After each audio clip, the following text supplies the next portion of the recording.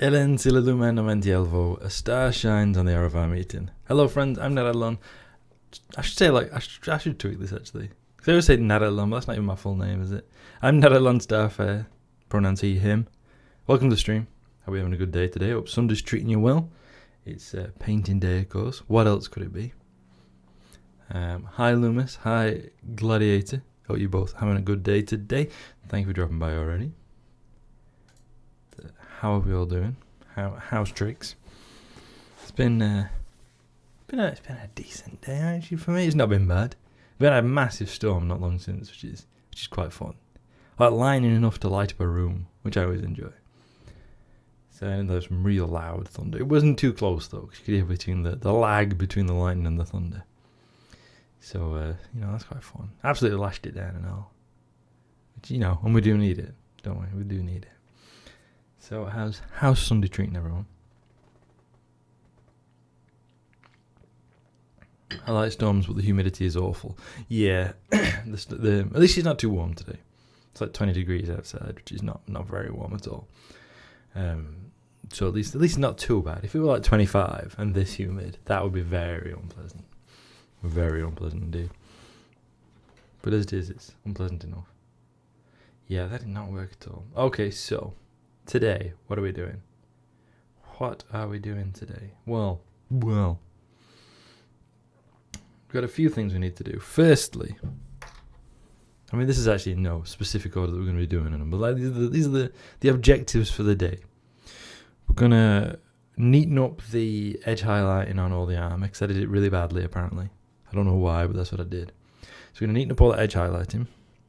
We're going to try and have another go at redoing these prismatic weapons, because I'm not happy with how it looks. I think it just don't look very good. So we're going to try and do that again and see if we can't do something better this time. We're also going to keep working on like eyes and faces, mouths and such. And maybe if we get a chance to kind of get round to it, do the makeup today. I'd quite like to do that.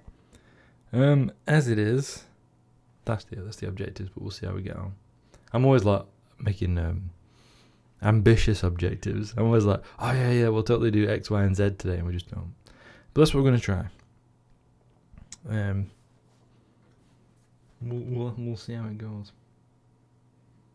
I do still wonder if I should have done the shoes a lighter purple to differentiate from the leggings. I'm not sure. Yeah, see the prismatic, but it ain't worked. I don't know why, but it ain't worked. So that needs a redo.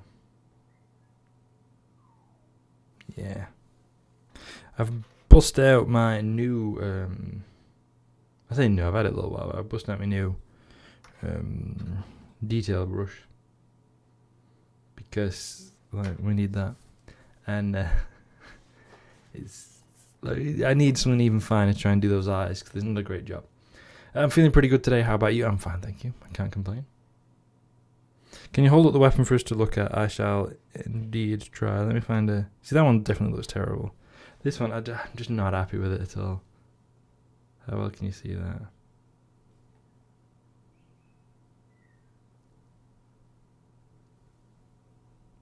I think I'm just within the camera's focal range. Yeah. See, I can't see where I'm holding up to there. See, I can't get to focus. Trying to do the YouTube thing and put my hand behind it. There you go. I did it. I actually got it to work. See, I'm not happy with that at all. It just don't look very good. Some of the others look worse. Like, I know the principle of how to do it, but for some reason it hasn't entirely worked.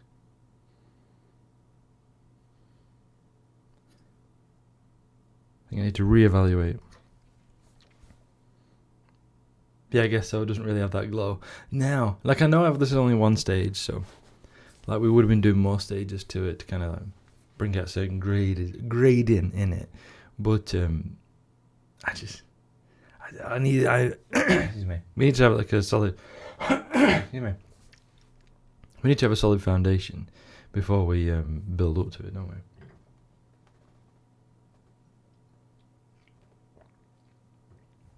So we need to like redo that, rebase coat it, and try again. Try and like work up again.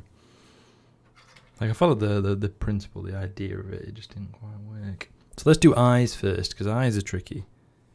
Like, I'm pretty happy with the skin, although I think we need to do some slightly more, which is a little bit more layering on the skin, but basically, that's okay. But eyes we need to try and do. That's why I've got a new small layer. I say new, I bought it yonks ago. Because it's always worth keeping. This is a tip for you. If you're going to be doing eyes and stuff, I mean, to be fair, there's always going to be fine work you can do on any model, isn't there? Whatever the model it is you've got. It's worth getting a small layer brush like this one. Although, maybe the synthetic one. We've talked about that before. And just keeping it for the most precise things. Like, don't use it for anything else. You want to keep those bristles as pointy and as good as you can for as long as you can. So that's something I'm going to be doing here. This brush, henceforth, will just be used on stuff like eyes. But you can, I mean, this isn't bad. I can get away with doing most things with this. But the really fine stuff, we actually need something a little bit more precise. So that's what we're going to try and do. I just got to remember never to stop looking at me and look at you instead. But that's what we're trying here. So let's do that first, because I'm not happy with that. We'll get there. The models have got very small eyes. This is a very precise thing to do.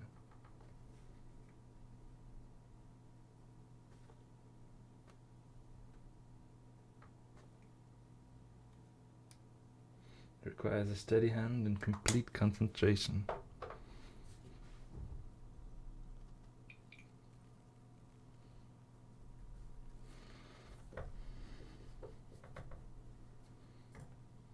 I might try and pick up another brush actually at some point.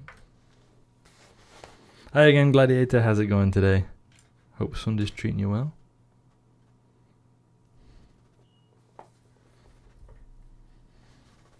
And of course, it probably goes without saying, so you probably already know this bit, but like never put your brushes point down, never rest the point of your brushes on anything.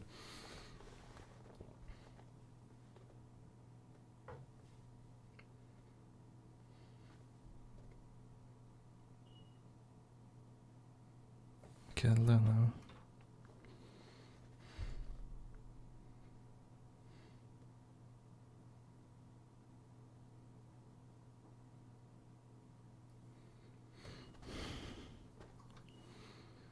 I was setting up my painting stuff as well. Oh, very nice. Hope that's going well for you. What we're painting today.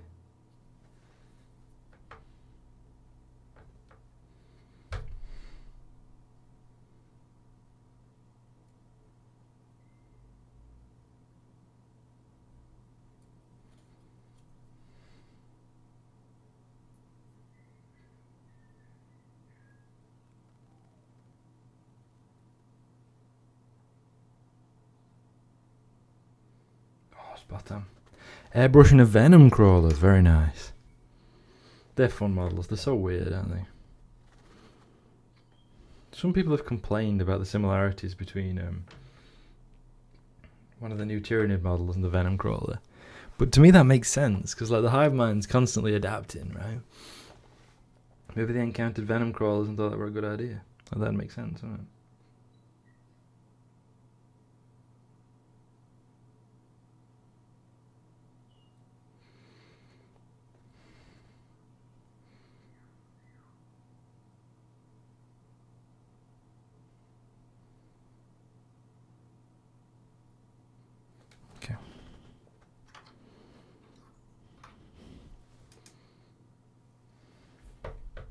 I could well believe that, man.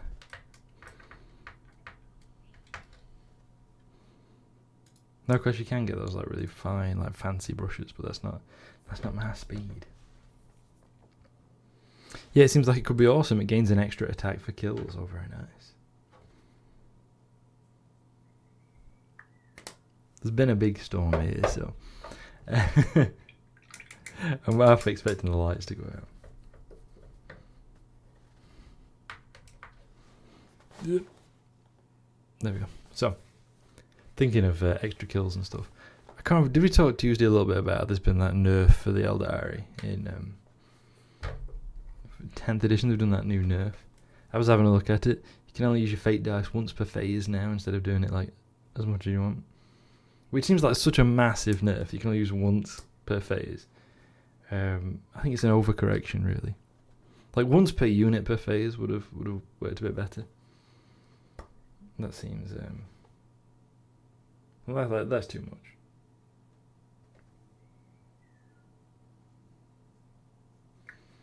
Again, everyone always moans about the Eldari being OP, so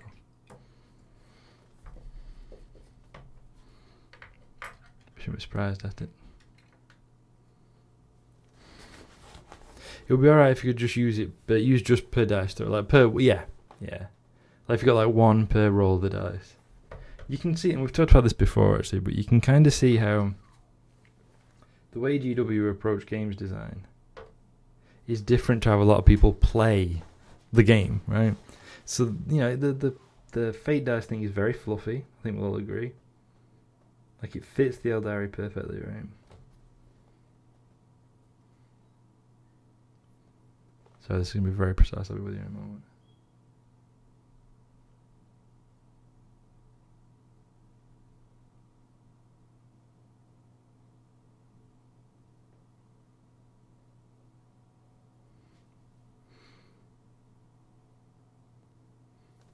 Like it's very fluffy. It fits the Eldari perfectly. And it's like a fun rule, you've got what, at most 12 of these dice that you can reuse as and when you wish. So you're gonna like ration them throughout the game? Are you gonna like try and save them for a critical roll? Like how are you gonna use them? And of course what people did is like throw them all into one attack, like early on, to try and get the most benefit from it.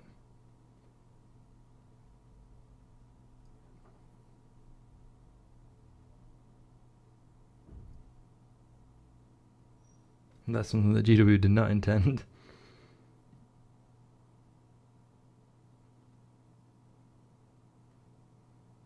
Killing the other army is MVP. Yeah, absolutely. You identify your highest priority target and throw all your fate dice at once in getting rid of it. And they just didn't. They basically didn't expect people to do that. And so you could use all your dice re-rolling one thing over and over until it worked. No, you rather than you can never re-roll a re-roll. But what it was is you're allowed. You roll your dice, and then say for example you get, I don't know, 2 2s and a 6. So you take one of those 2s away and wang it away and replace it with a higher roll from your little fate pool. And what people were doing is, say you'd get like one attack, and they'd replace all the dice. Like, you make sure you'd turn the hit into it. Say for example you got, I don't know, 3 shots, and you'd turn all 3 of them into 6s, which gives you your critical hits, and then you'd turn the wounds into 6s. Stuff like there's certain rules that benefit from when you get a 6, so you'd make sure that it all stuck, like that you got 6s on that specific thing.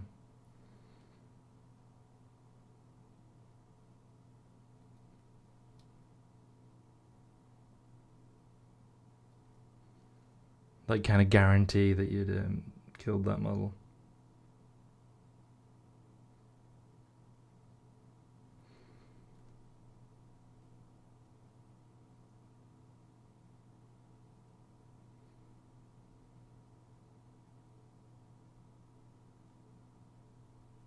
We were talking a little bit the other day about Jarvis Johnson, who was a games designer at GW for a long time. And he was responsible for Ogre Kingdoms for 8th edition Fantasy Battles. And I've talked about this before. But the rules for Fantasy Battles were that wizards couldn't take armor, magical armor, unless the model could ordinarily take armor, right? Makes sense.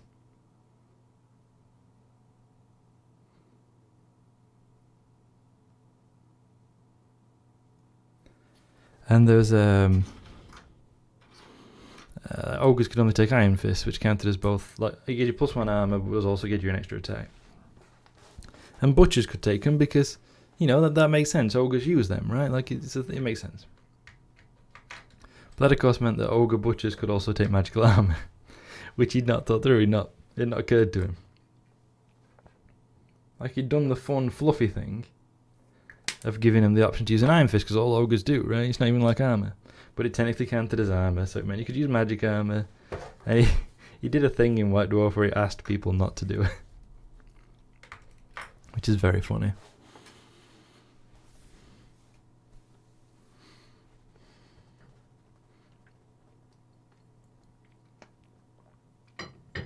Like having to say, look, I know you can do this particular thing, but please don't. Unparalleled Foresight gives you rerolls when you shoot or fight already as a detachment rule. Yeah, there's that as well, isn't there? So you've got the rerolls, and then you've got your fate dice on top on it. So it did like really stack in ways that they did not mean you to stack it. Yeah, that makes sense. Guaranteed elimination of one valuable target at the start of the game is probably the most efficient use of the dice. Yeah, absolutely. Like, you can see how it's clearly meant to be, like, in the designer's minds. But then the way people play it can be something very, very different. And that's pretty manipulating. Yeah.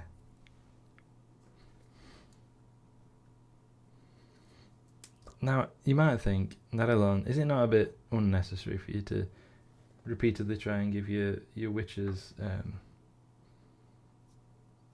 winged eyeliner? Because that's like an unnecessary amount, like an unnecessary step that's just making things trickier for you for no reason. And you know what, you're right. However, I am absolutely going to do it because I really like winged eyeliner. I don't know why, I just think it's really cool. I don't know if anybody else has a opinion on winged eyeliner, but I really like it. Sorry, I completely muttered that. I don't know if anyone else has an opinion on winged eyeliner, but I really like it. Now, of course, there's different styles of winged eyeliner as well, and that's what I'm going to try and do on some of these.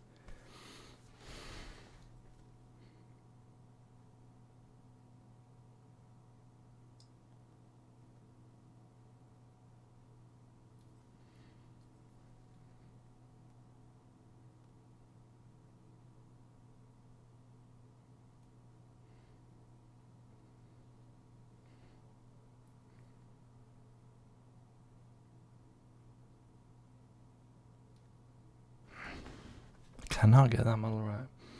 I'm not super into chaos in general, but I do really like the imagery of the demon-possessed vehicles. Monstrous tanks burning and steaming, screaming as they hurtle towards you. Yeah, I really like that as well.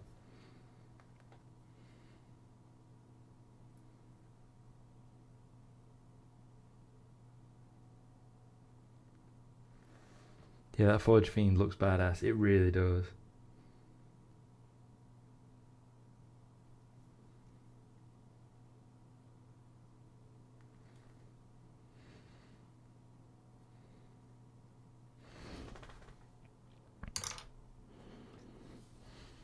I really a dull red glow from crew ports that no longer open.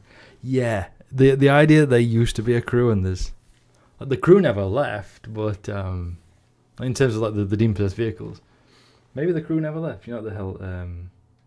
What's it called? The one that looks like a dragon, the flyer.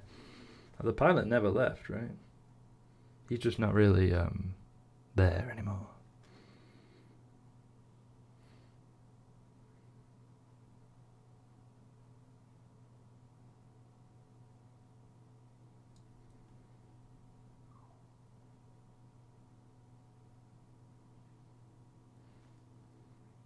Yeah, Lou. Is Vashtor going to be the 5th Chaos Guard? He's certainly trying, isn't he? Fantastic model on Vashtor, by the way. They're genuinely really kind of like unsettling and creepy. I really like it. I think they did a great job there in giving you the real impression of like a chaos, almost like a Dark Mechanicum chaos thing, which is really nice. I really like that.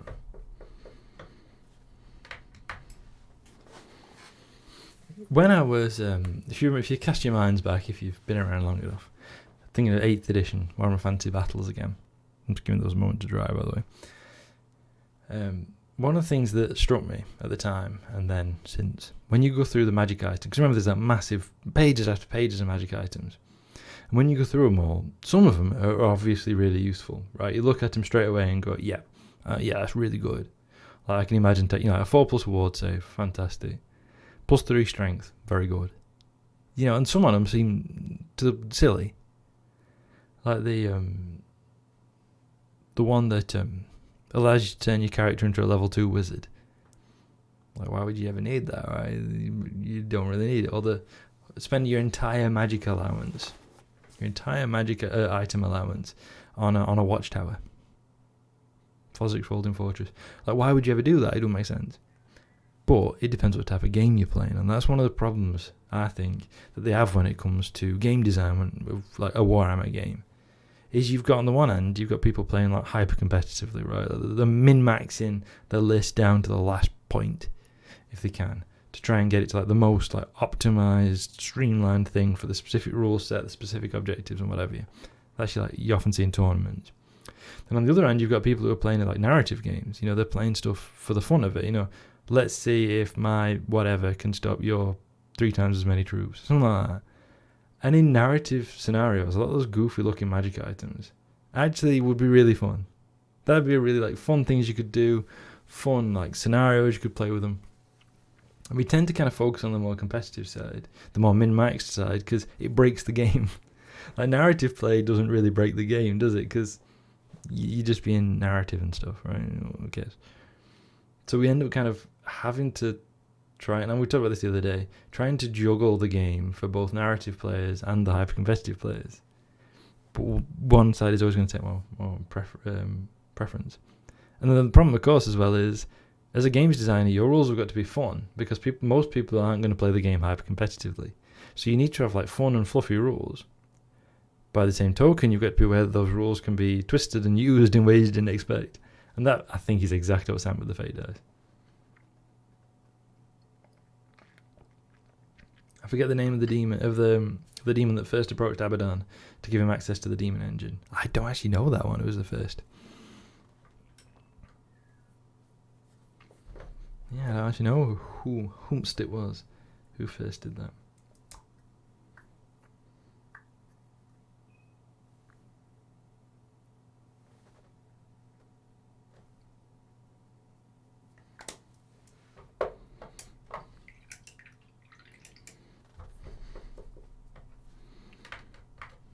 I always used to pronounce it Abaddon, by the way. I always thought it was Abaddon.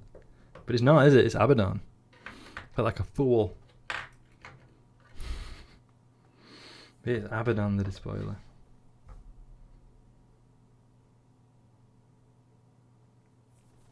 Which I never realised.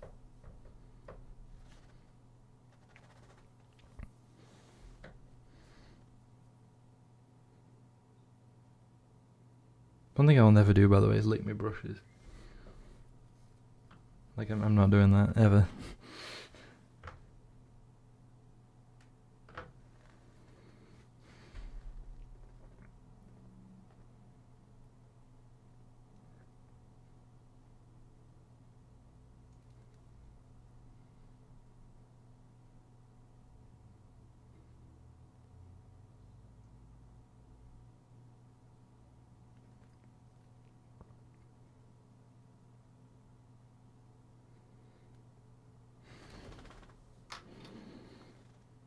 But yeah, that one definitely is starting out a lot.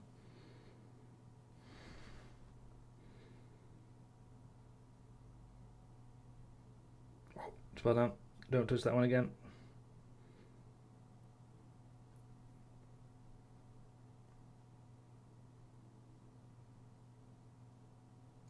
Yep, don't touch that one's eyes again. They're fine, they're perfect.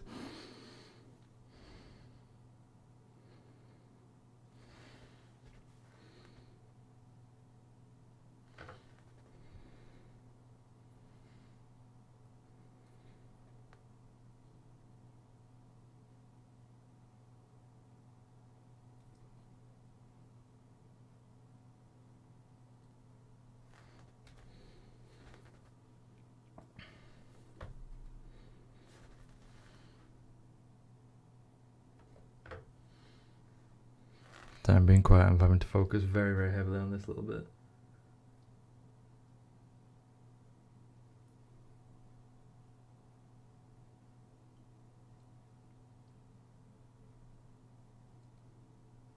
cannot seem to just quite get it to drop right.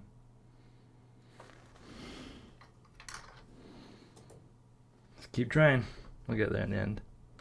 See, at least painting is like an additive process. You know, if I make a bit of a mistake here, we can neaten it up and sort it out.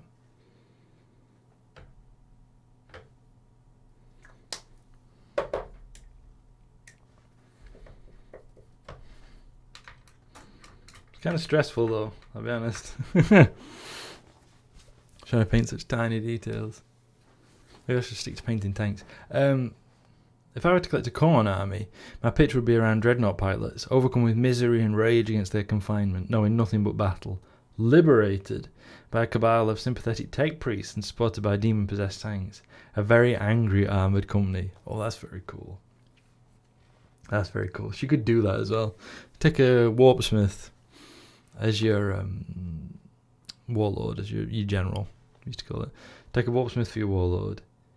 And then take just demon engines and hell brutes, as they're called in Chaos Service. I find it really interesting the idea that the dreadnoughts in Space Marine companies, you know, they're put into that like stasis sleep, aren't they? Because they know that the being awake too long is actually really unpleasant if you're in a dreadnought sarcophagus. But Chaos, they don't bother. They shove them in there, leave them awake. Sends them all funny in the end, doesn't it?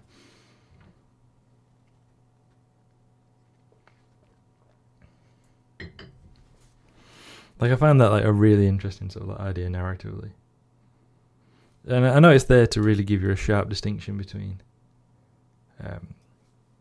Chaos and, you know, your other Space Marines. But why can I not just get that one right?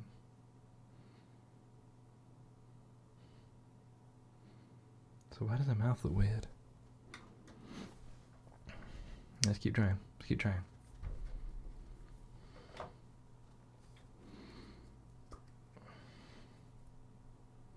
I want to like make a real like push on this little bit.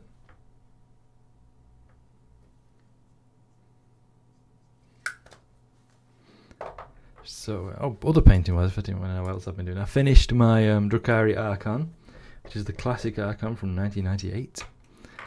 Finally finished painting him. I say finally finished, you know, you're doing bits and bobs, don't you? And I want to put it in the creativity section in our Discord. Yeah, as a kid, I really didn't like the model. But it's like it's grown on me a lot over the years.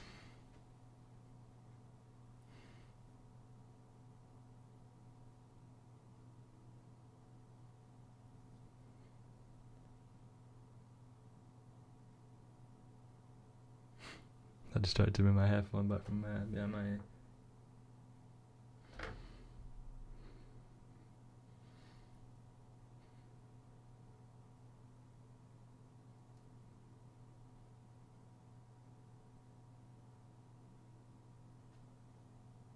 You know, I'm going to call it to that actually. I'm not going to touch that model of the eyes anymore. So let's do this. So I thought this one though. After we talked about the Chaos Gods the other week, and I mentioned that I didn't feel any connection to any of the gods, I spent a little while coming up with armies as a bit of an intellectual exercise. Oh, cool! So that's how you came up with your angry armoured company. I like that.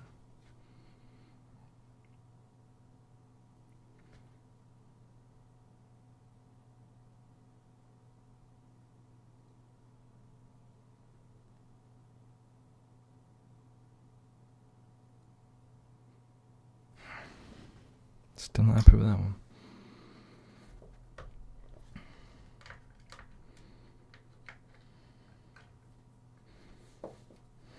Yeah, and I think I mentioned before the Nurgle army of apothecaries seeking to eliminate humanity because they are vectors of disease.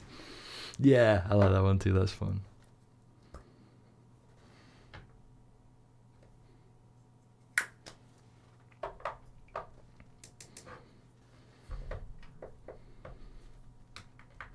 See, part of I said the only problem really with them refining the kind of the scale of the models that we've got and refining like the detail and how fine things are, is that it makes it more difficult to pick out some of these really tiny details.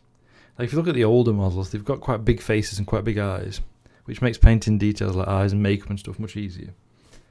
But when they're this small, that's when you start to get a bit more stressful.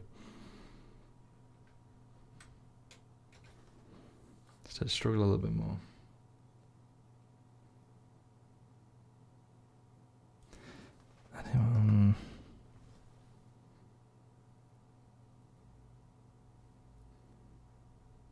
Well, that iris could actually do a redoing.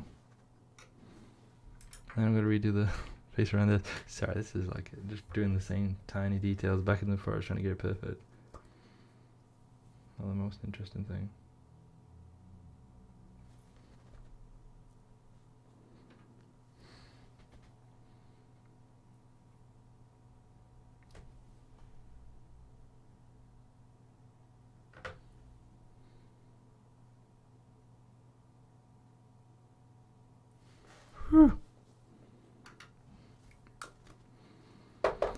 Slaanesh is the one I find hardest. Excess is so vague. You can make a Slaaneshi around Slaaneshi army around going way too hard on anything. I need constraints to be creative. Yeah, that's a good point. I'm glad.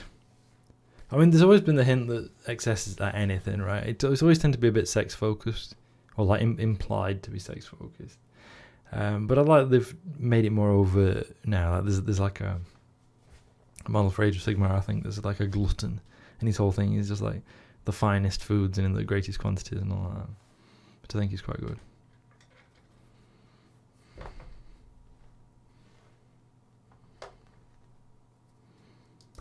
I need to do a little tiny bit of this to neaten up that face here.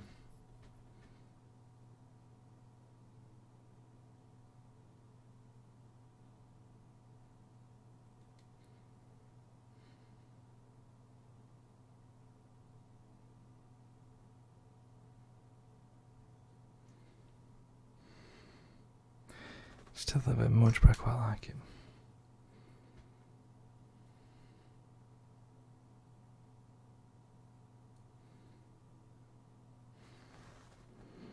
In Fulgrim, the Horus Heresy novel, there's a great description of the Emperor's children falling into the worship of Slaanesh.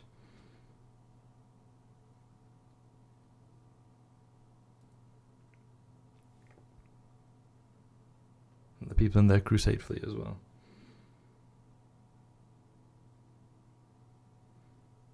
Them just becoming like wilder and wilder in the pursuit of just anything.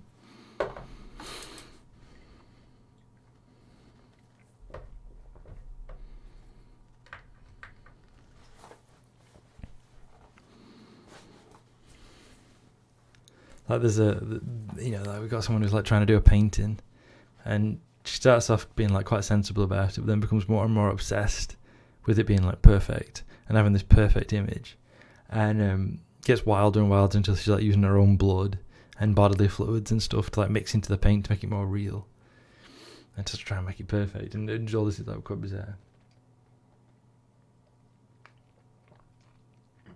And they're all like spiraling down, and it becomes more and more out of control. And then they have a musical performance, so like the people on board give for the Emperor's children. A musical performance so wild that it actually breaches the borders of reality, and demonettes appear and start killing folks and stuff like that. And it's just like this horrendous like descent into this wild stuff that like, it's not even nice. Like, there's nothing enjoyable about it. It's just extremes. The sacrifice, though. Yeah, exactly. And you can see after it just increasingly just becomes about the excess of it all. It's not actually about things being good. It just becomes excess after excess.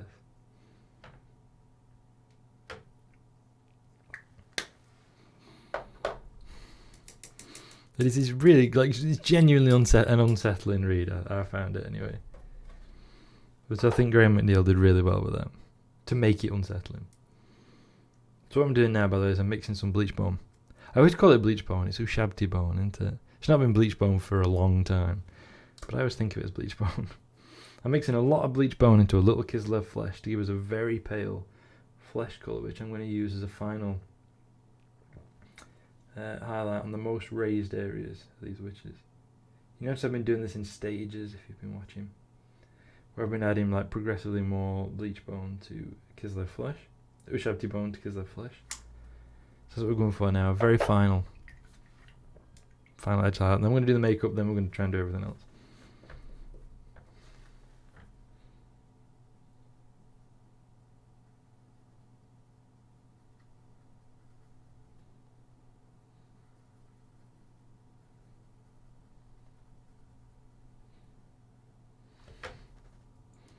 When you're mixing it, you don't try not to like spread it out too much on your palette, because you'll end up like you'll end up with less than you've put in. I need to put a little bit more because they're flesh in that, though. I'm not really happy with that mix. I want it to be pale, but not quite this pale.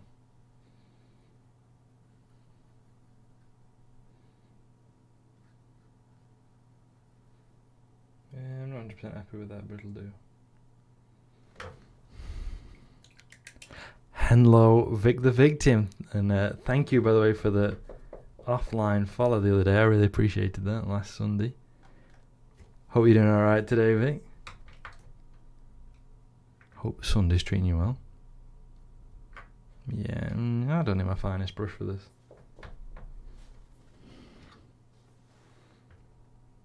So we don't want much, we're just doing it on the very most prominent features of the face.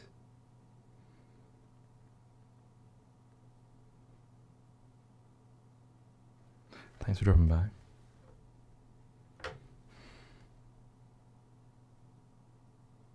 So we're talking like cheekbones, tips of the ears, bridge of the nose, stuff like that.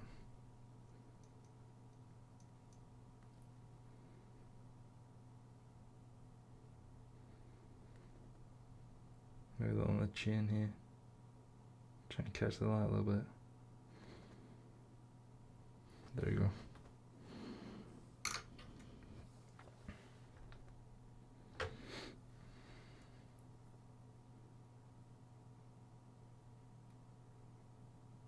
Of course, some of these models have got like the faces partly covered, so we've got less scope there for putting it in. I have to concentrate so much, it's annoying me.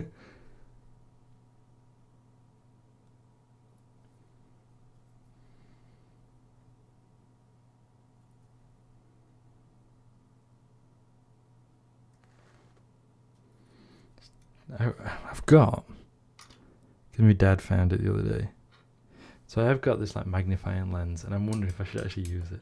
Like, it feels like admitting defeat to use it. I don't know what I'm admitting defeat about, but it feels like an admission of defeat.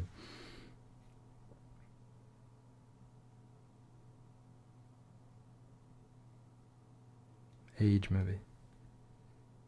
But I thought for such precise details, it probably is worth actually using a lens.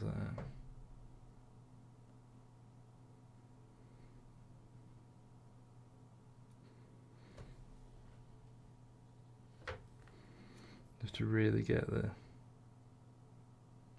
finest details on it.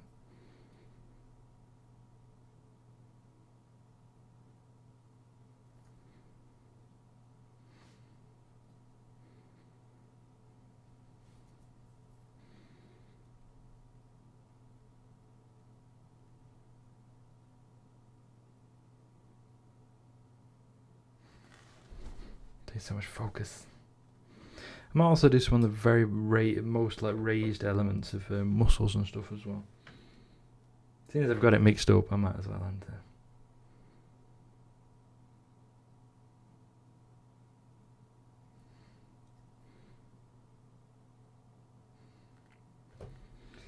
But if I'd not got it mixed up, I probably wouldn't have bothered, and I've never bothered doing anything quite so precise before. But I think it's worth it for these. Especially when we're doing them on here, it gives like a certain sense to it. What do you do with these figures you're painting? Mostly I just keep them. Nominally, like the idea is always that getting him into armies ready to play games of Warhammer 40,000. But mostly what I actually do is just keep them at home and store them. Like, I don't tend to really like do anything with them as such.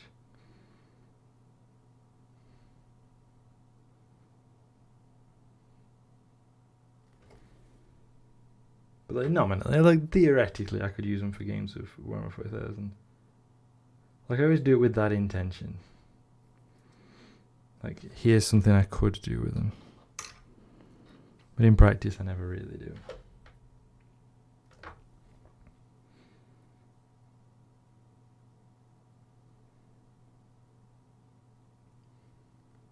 quite like that. Like, I kind of gather the model. Like, I get the models in the idea of, like, you know, to form an army using the rules.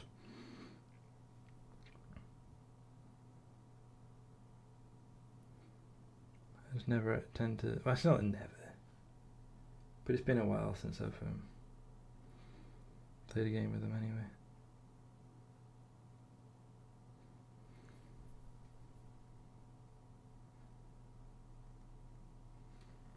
Mostly I do it for like the joy of the pleasure of painting it, because it's something I enjoy doing. It's a bit like I often tell people it's a bit like mindfulness, you know.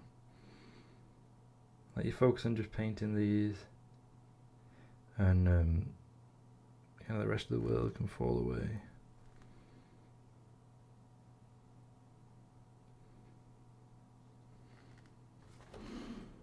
Like, your eyes just really focus down on this one like specific thing. Okay, no judgments here. I'm a radio control car nerd. Oh, fair enough. I didn't know that about you.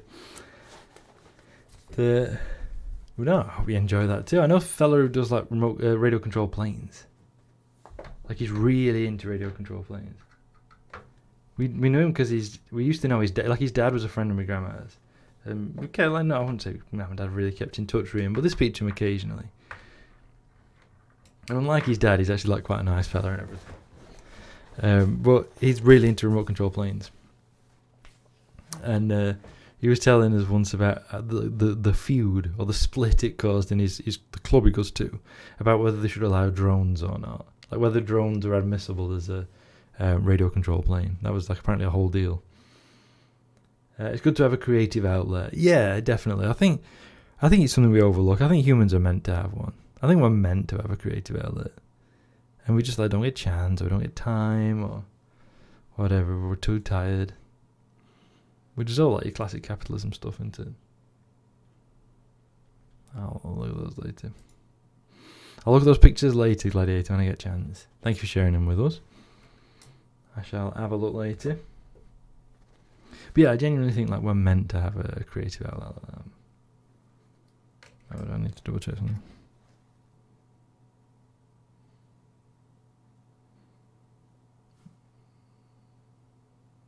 Okay, so we just need to neaten up those eyes there, but I don't have the right colours for that skin tone.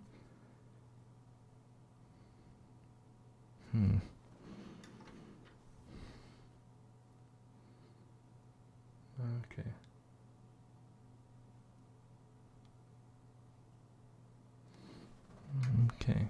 Okay.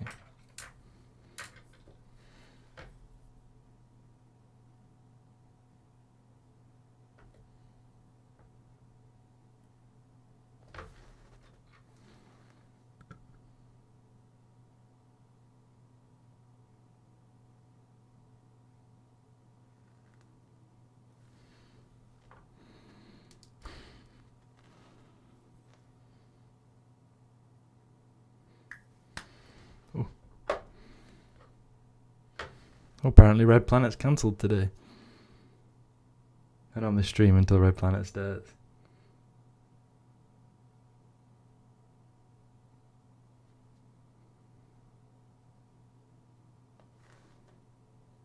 Yeah. So I'm quite quiet today because I'm having to really focus on very specific, like very specific, very tiny details.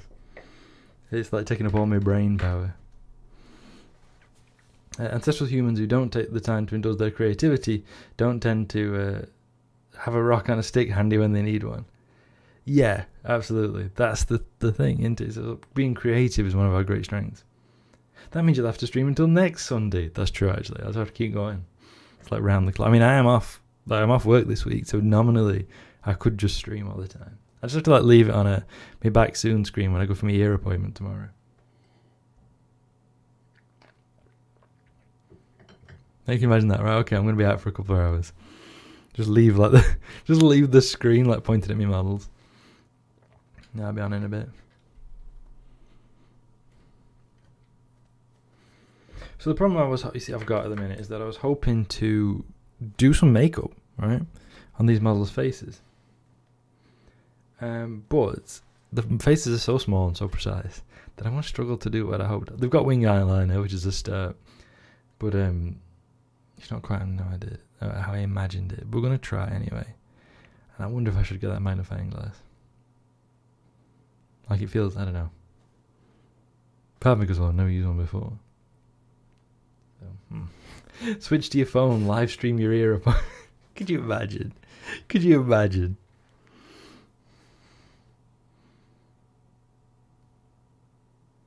Like the suction noise would be so unpleasant, wouldn't it? Okay, so well, they're all wearing gloves over the. Wait a minute. They're not actually. Oh, that'd be too fiddly. I don't know if I want to do that. That's a character only kind of thing.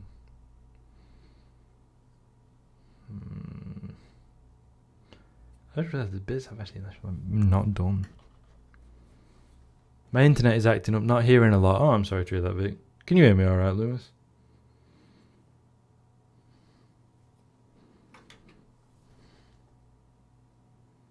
I use a 5x magnifying glass with LED light. I think it's probably a good idea. I probably should. Yeah, it's okay here. Alright. It's crossing the Atlantic that's causing the trouble then.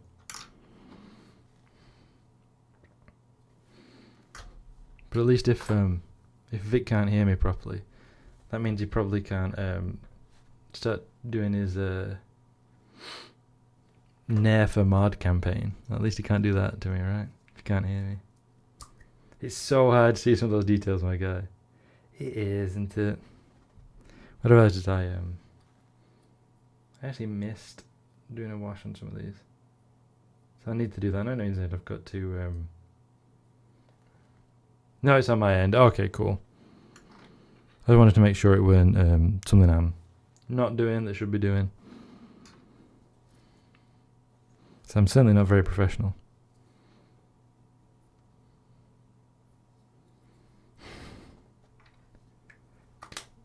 I feel like a surgeon sometimes with these small details. I know what you mean. Some of them are so small and so precise, aren't they?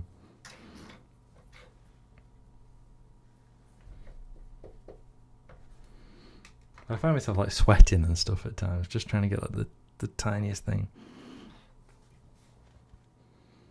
Okay, so what am I going to do here? Okay, I'm going to try it. I don't know if it'll look good or not, so I may end up casing.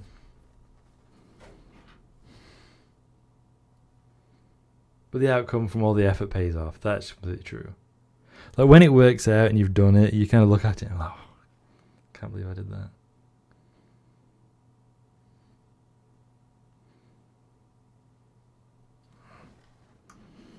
Alright, let's try it.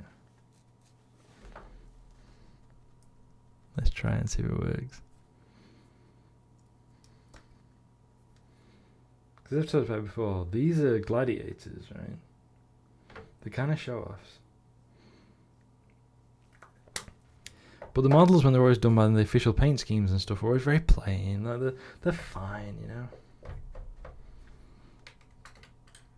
But they're not as extravagant as you'd imagine. Now, I know Loomis has very rightly pointed out before that like strong, like bright colours have a position in Eldari society. I mean, they have a significance. And therefore the Druhkari, with their rejection of a lot of traditional Eldari society, are in some ways rejecting it too. By not using the bright colours. But that's not how Narelon rolls. Exactly, lol. I can't believe I did that. Yeah, exactly. That's exactly it.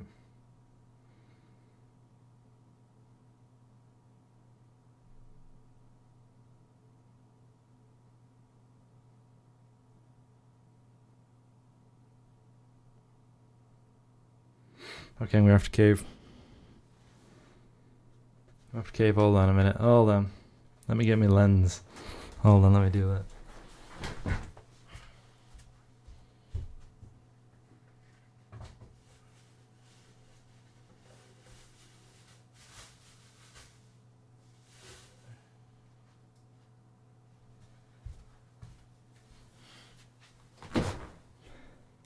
It's a right armature, isn't it? Look at that. Look at that device. What a piece of kit that is. My dad found it the other day. Lol, classy. Look at this with its crocodile clips. That weighs an absolute ton. You're supposed to like put the model under the like that, like hold it in place with the crocodile clips, and then like it makes sense.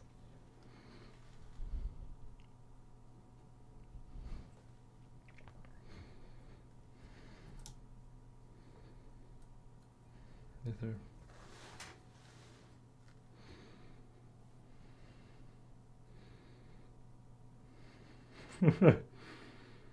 What a piece of kit.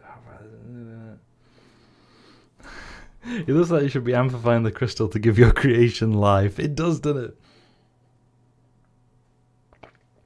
it? Like it's a serious piece of hardware.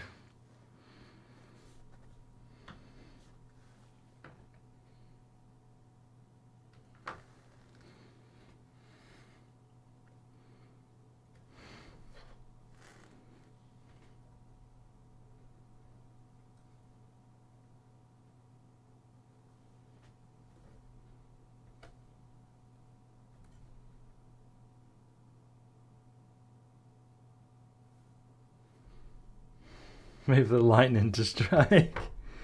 It's alive!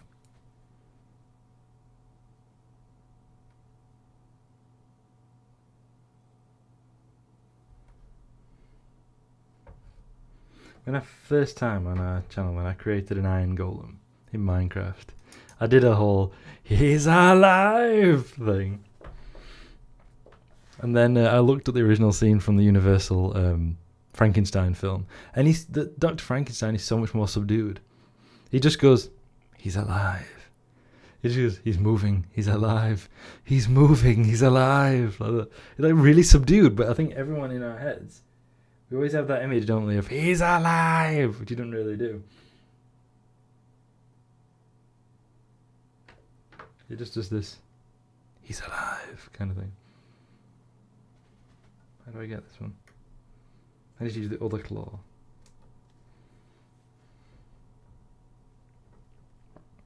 I think.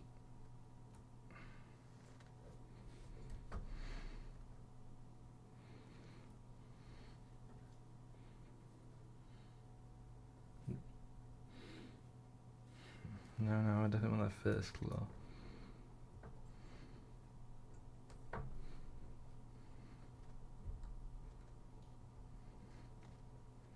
It's a matter of how I actually get this. Or I can still get me brushing underneath.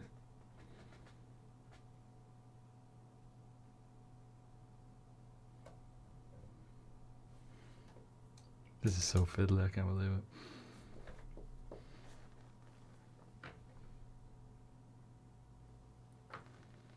I don't recommend looking at your models under the left magnifying glass, by the way. You don't have to see the little mistakes you've made.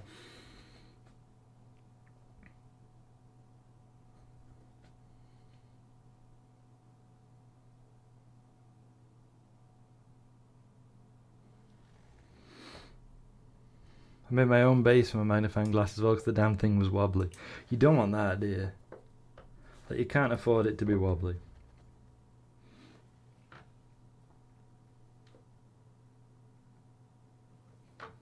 I don't think anything's shifting this piece of kit.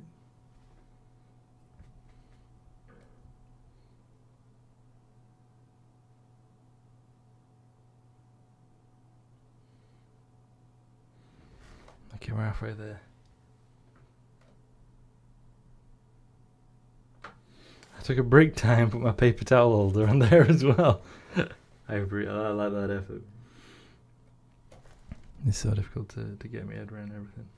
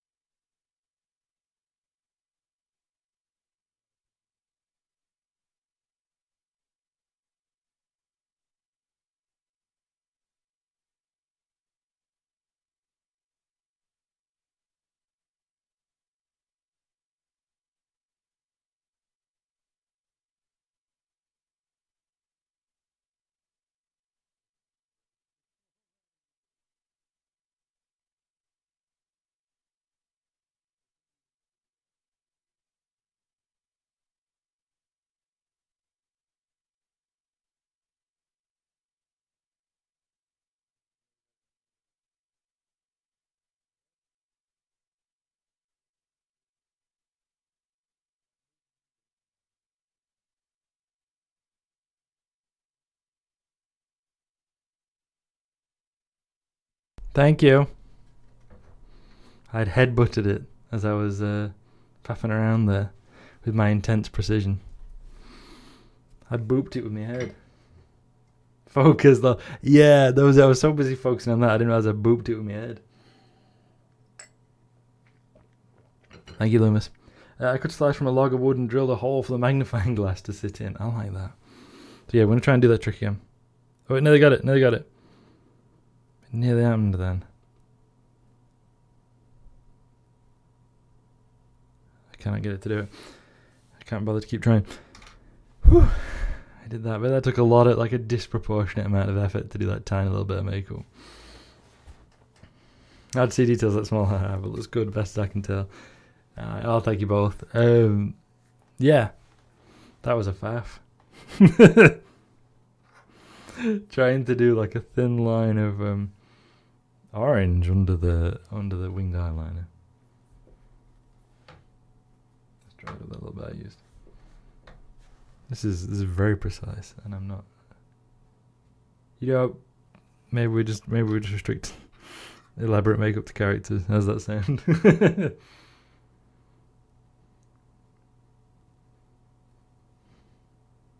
It does look good even though it's blurred from focus. I can see the nice lines. Oh, thank you. I appreciate that. Well, there's no way you can get makeup on that person. They're wearing a helmet.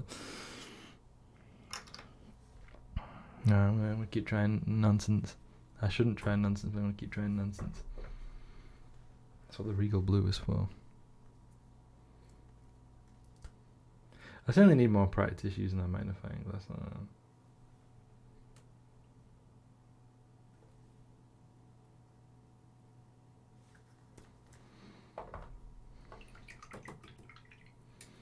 Once I've done these very precise things, I can relax a little bit and talk a little bit more. Quick thing of a topic. You notice the Legiones Imperialis, which is the new epic scale. The new epic scale game that they're going to do. It's going to be like epic, but for the Horus Heresy era. It's going to kind of fold in. I don't know if you've been keeping tabs on this, but it's going to like fold in the Aeronautica Imperialis and the Adeptus Titanicus models.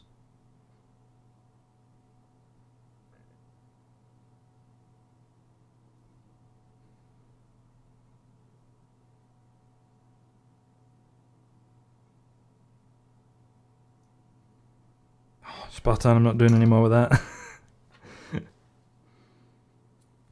Actually, I'm going to do a little bit more. I heard the scale was a little off to do that. Adeptus Titanicus, Aeronautica Imperialis, and Legiones Imperialis are all in the same scale, so they're going to be fine. It's slightly off the original epic scale, although they've said if you want to use your epic models, like feel free, just make sure your opponent knows like what's what.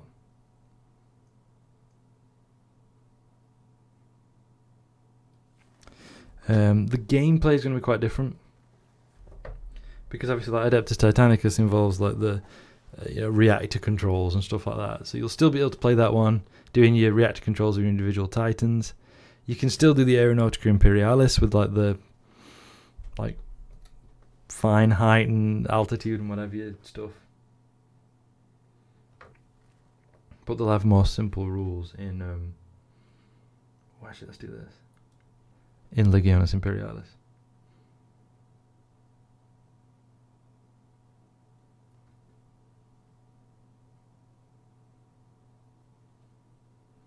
I quite like that. That's a little bit wild.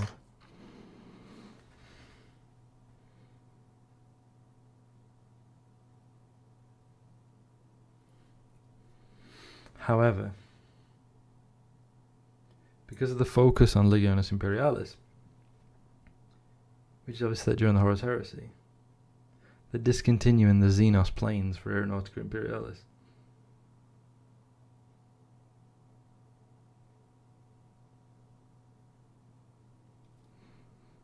Which I didn't collect, but I think is a little bit of a shame. Wait, what? Yeah, they're discontinuing all the Xenos planes for Aeronautica Imperialis. The Astra Militarum Valkyries are being discontinued.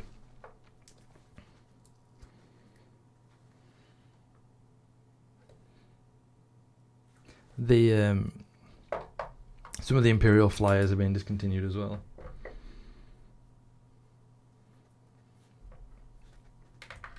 I was super into those. I wanted to get an Eldar fleet. I know what you mean. I thought the Eldar, I think it's Azuyani specifically into.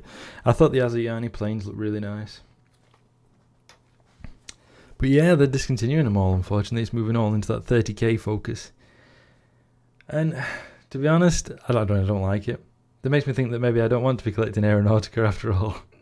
I mean, the game still exists. The problem is there's just not that many people playing it, I think is the issue. You know, there was a bit of a joke that like both Aeronautica Imperialis players are going to be really upset. I saw someone make on Twitter. Which, I mean, like, I think the game had a lot of scope. Unfortunately, a lot of people didn't play it, which is a shame.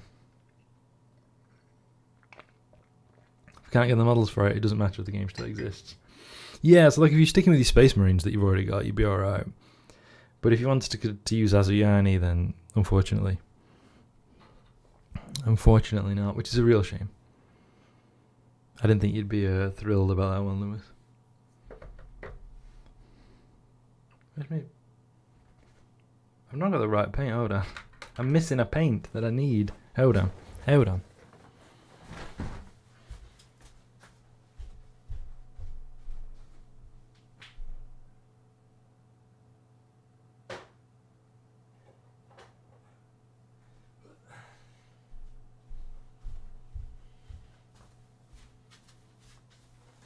I know I'd forget something.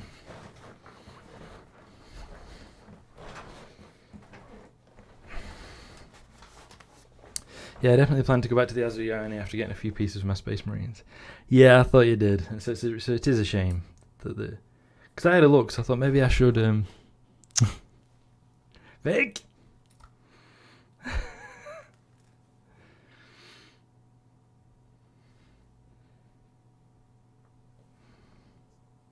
That's a Kira Chat's Discord thing.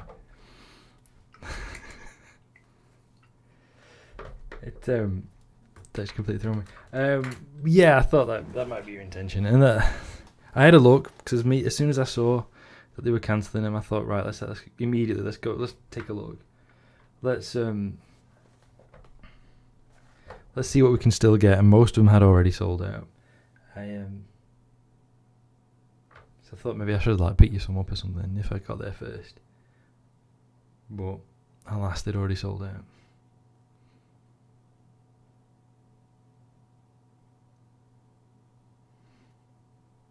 You know what, I'll take it. We're moving on. It's dispiriting because the combined arms idea is really a big part of what hooked me back in. Yeah, I think it is a real shame. You know what, I'll take it. Me throwing the model down because I've done something so precise and I'm worried about messing it up. A quick chug it away. Throw it away. I have no more to do with it. I have, but sell.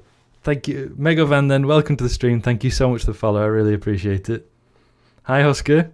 Thank you for the offline follow the other day. I really appreciated that, by the way. How are you both doing today? Hope you're having a good time. Hope Sunday's treating you well. Painting these Druhkari Wyches that you can't see and I can't get my camera to focus on very well, but that is what we're doing. Storms over, blue skies. Yeah, same here, Sel. It was beautiful while it lasted.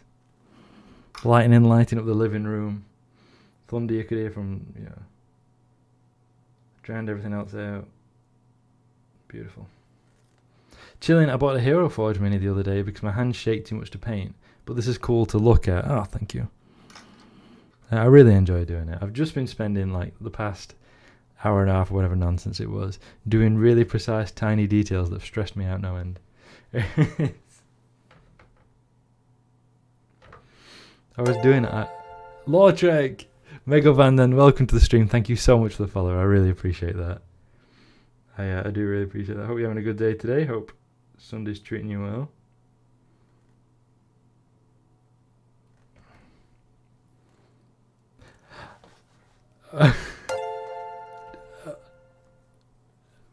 Kira, thank you so much for the follow. Megavan, then welcome to the stream. I really appreciate that. OMG, hi Nair. OMG, Nair, my love, my sweet. Thank you so much, Kira. I really appreciate that. Loomis, would you please, will you please give a big shout out to Kira Chats, the one and only streamer, my favourite streamer. So if you would please give a huge shout out to Kira Chats. Thank you very much. Nair stream. I love it. Streamer can't hurt us here.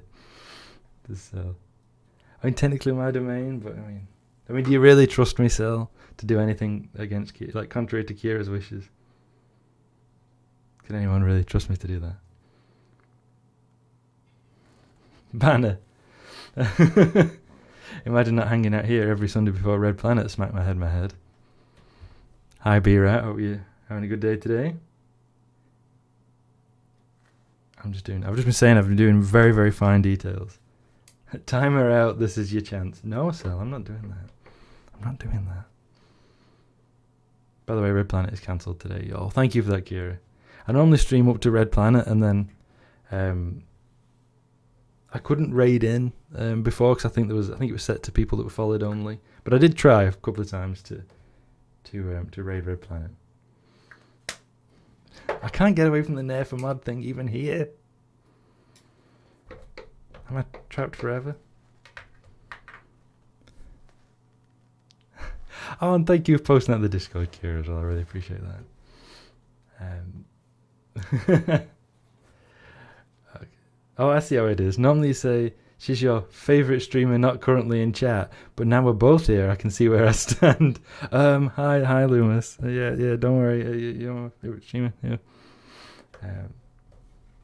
Where was it?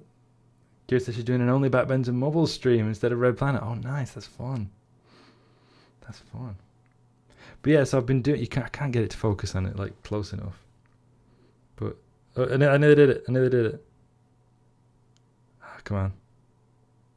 I cannot get that focal range right. But that's what we're doing. I've just spent the last however long painting makeup on tiny figures. I mean, you can see the size of the figures that we're dealing with here. And I've got big hands, but we can see the size we're dealing with here. And I've been painting eyeliner on these models, and it's been sending me slightly strange. Evening, Gwen. Hello. And Gwen and Wyches, Mego Vanden, thank you. Welcome to the stream. Thank you so much for the follow. I really appreciate that. I'm thrown. I've never had this many people in. But yes, I've been painting eyeliner and stuff like that on these tiny models, which is very stressful, and I've had a bit of a sweat on. But there we are. Now I'm just going to be doing the more mundane stuff. So I don't know. I can't get it to like focus on them. They're that small. But they're wearing this dark purple armor, and I've done like an almost pink color as a very fine edge highlight around the edge of all the armor plates. And I just want to neaten that up now because I did it a little bit thickly. So it really does just need neatening up.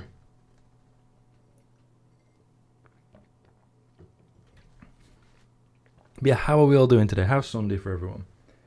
I know for a lot of us we've had storms and things in the UK, which has been very nice. I like that. I mean, it's no fun if you're like caught in it, obviously. But I love to see the lightning like lashing over the hills. It reminds me of a time a few years ago. I've been on phone to my mum, and suddenly there was this lightning. There was no thunder, just lightning, and it was like I'd say like an orange colour, just like constant. There's like one after another all across the sky over the hills, and I just had ages watching it. Like I couldn't believe it because I'd never known it like that. But it was incredible. Like it was just so beautiful.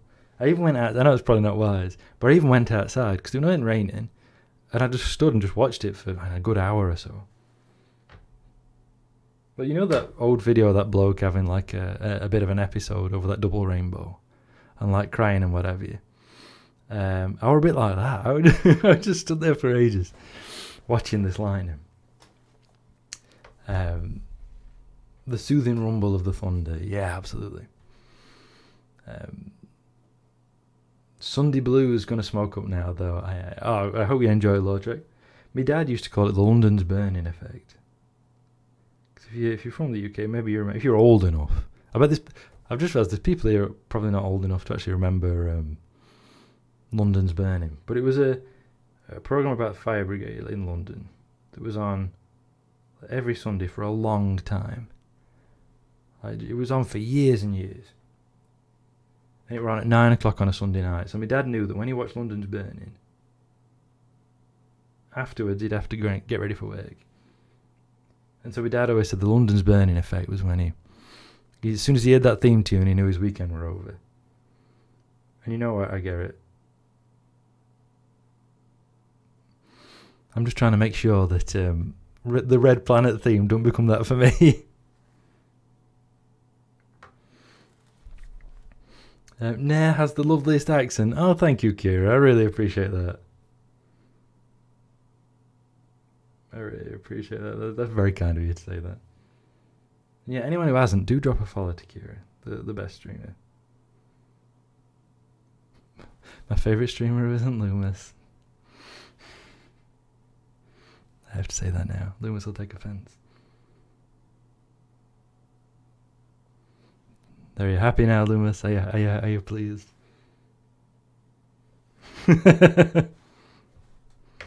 Sel, why can't you sound like this? It's you gotta. Nah, it's cool. Well, thank you, Loomis. Loomis is my very, very loyal mod. He looks after me very much, and I really appreciate it.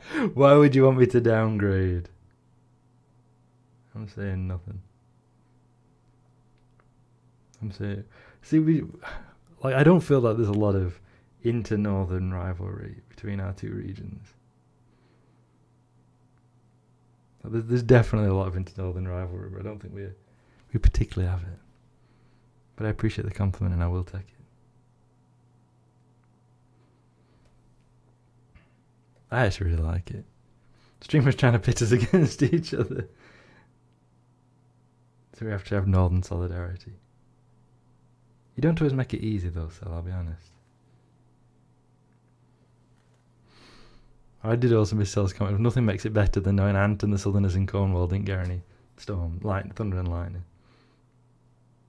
I was thinking about what Ant said in Kira's Discord earlier, actually, about how they don't have storms often in Cornwall, but when they do, they're like apocalyptic stuff. I remember being a kid, we'd gone on holiday, and we stopped in this it was like an old big house that had been turned into like flats almost, to like just holiday lets, and it was right on top of this hill, and we were looking out, sloping right down to the sea, and there was this massive storm and like lightning raining down over the sea, thunder so loud the windows were rattling, and I were only like, I don't know, 6, something like that, and it really did feel like the world was coming to an end. I was ever so spooked. Like, I love lightning now and thunder, but at the time I was terrified. Holiday. Yeah, it's this thing where you like leave your home for a period of time and go and stay somewhere else. It's quite fun. I'm doing one next week. So there'll be no stream next Sunday because I'll not be here.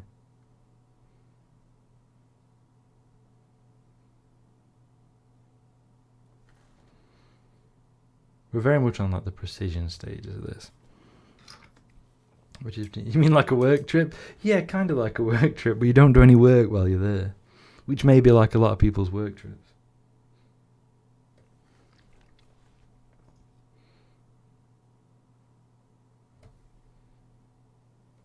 That's a novel concept, gotta try it sometime. What a strange idea.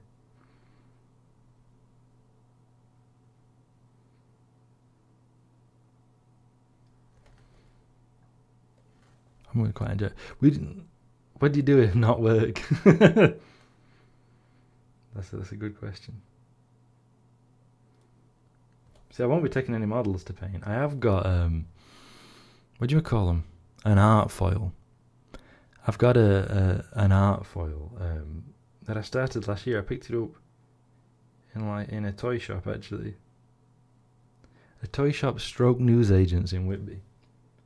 And it was called like The Time Traveller or something. And it's like a lady in so like steampunky type gear, and it just looks really good, and there's all this like elaborate like patterning on. And I'm probably going to take that because I didn't finish it. Like, I bought it last year and I never did it like while I was here. So I think I'll take it again. And like, it's just something, because I'll be with my mum and dad, maybe my godparents. It depends on my godfather's health. Because my godfather's 83. He's not in the best shape, unfortunately. Like, not to bring the tone down, but he's always one of those fellas who's been really strong, really fit.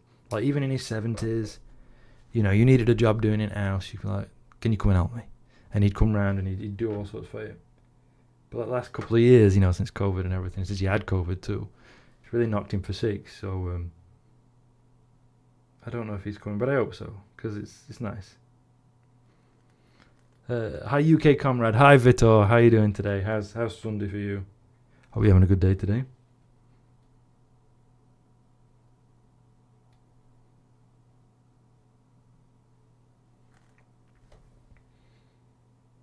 But yeah, so what am I anecdote? So yeah, so they'll be, we've got my parents and my godparents, and it's nice to just kind of sit there while we're talking, or just kind of like hanging out, and just do that for, something to do with my hands, as it were, while we're talking, which I quite enjoy. So I don't want to take all my model painting transluminance, because that's too involved. Well, there's too many Trantlements for doing that. I might take me my tools, my glue and my clippers and all that, because I always do that. Because they're useful to take on holiday here anyway. Like. Maybe there's something you need to faff around with while you're there. As a kid, my dad had a work colleague who owned a caravan in Cornwall and gave us a discount rate to rent it, so we went there for a week or two every summer holidays. Those big storms are really soothing when you're in a little old caravan. I bet they are, I bet that's nice.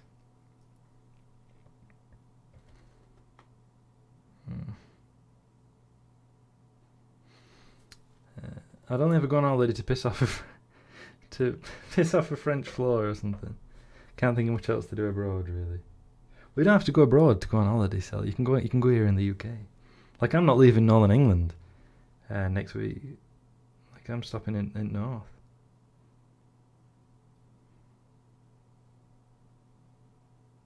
Because whenever we talk about holidays at work, my boss is always going to like Antigua, or and they're going to, they're going to Antigua or Dominica, or all of these kind of places, and they're like, well, as my boss keeps saying, a holiday in the UK is just not the same. I was like, no, it is. It's great. There's no need, there's nothing wrong with going abroad, but I'd rather have our kind of holiday here in the UK than go on your resort tourism.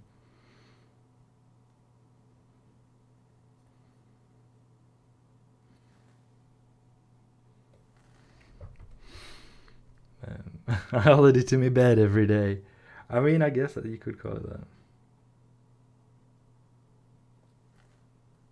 Yeah, resorts do nothing for me. Yeah, I'm saying. I find it a bit gross, resort tourism. It feels really exploitative. No interest in lounging by a pool. Yeah, me neither. If you want to do that, you want to take a book or something, alright, I get it. I'm not going to judge you. But the whole resort tourism industry is just so wrong. Just go to Lake District or Northumberland and call it a holiday. Yeah, go to North Yorkshire. I'm like a travel agent for North Yorkshire. I love it up there. Because I like it because you can go to the seaside, right? You can go to Whitby or Scarborough. Some other run-down seaside place. And you're at a seaside. You can, I come from a very inland part of Northern England. So you get to enjoy those. But at the same time, you can just go inland and it's like moorland and hills. And everyone, talks with northern accents, so it feels like I'm at home. That's why I really like going there. Wasn't that Sandcastle Pro from Britain? Well, one of them anyway. Yes, he was. I think you're from up north, by his voice. I don't know whereabouts he was from, but by his voice, I reckon you were from north and all. I suppose it depends on what you consider a holiday. The way my work is, you can find yourself going a week or more without work. It's basically a work holiday without travelling. Yeah, I guess I can see that. Yeah, it fluctuates. It's not like mine's very regular. So when I go, yeah, I can see that. Go to Croatia and be one of the obnoxious English tourists that you can hear from about 5 miles away. I'm so sorry. I already know what you're on about. It's like other year I went on a works night out. Only one I've been on because I'm not really bothered. And my mum asked me afterwards how it were, and I said, when you go out for a meal sometimes, or you go out somewhere, and there's a whole gang of people, and they're all making a right row, right? They're all right loud, they kind of lick it up, laughing loud, overwhelming the whole setting and kind of ruin everyone's night. Yeah, that were us. That's what that work do out were like.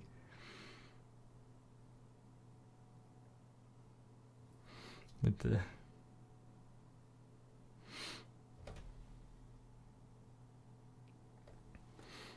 it was no fun. Crimson Tinted Mega Fan, then welcome to the stream. Thank you so much for the follow. I really appreciate it. Hope you're having a good day today. I've had so many I've never had this many followers in a day before, by the way. I'm quite overwhelmed.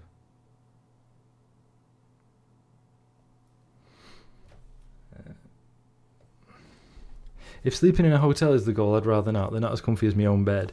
Yeah, that's fair enough. It's about going out and seeing places for me. It's about being able to enjoy things. But that's why I don't like resort tourism, because that's not really that, is it? Cell is so miserable. I almost admire it, you know.